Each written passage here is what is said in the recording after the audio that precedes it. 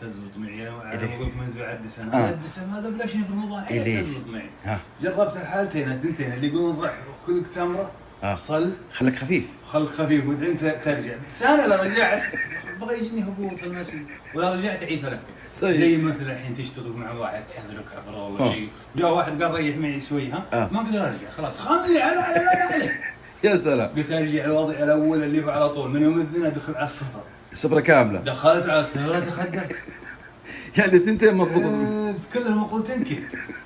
وش الصعب؟ هي عند المحركات الداخليه البنكرياس والمهاضم لانها صالحه المحركات طال عمرك خلاص ما عندك مشكله منها. حلو. ما صدقوا الدكاتره الا بحاجه وش؟ انك تريح البنكرياس والاعضاء عشان لا جاء عمرك 60 ما تقدر تحرك جالس تاكل والمكاين توها جديده طال عمرك ما انت ما ايش؟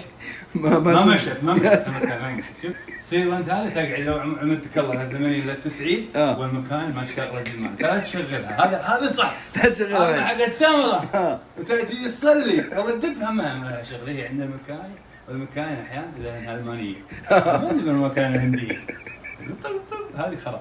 اصلي بيها قبل المسابقة.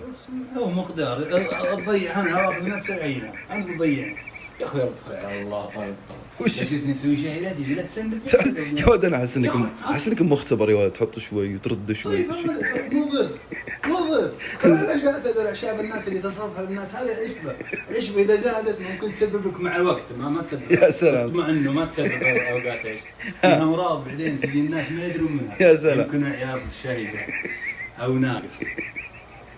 هنيك يا شيخ بس لا تنساني ها. ماني ناسيك يا ابن حمص. يلا مقادير بتوفيق من الله. مقادير الشاي والدنيا كلها مقادير وبتوفيق من الله.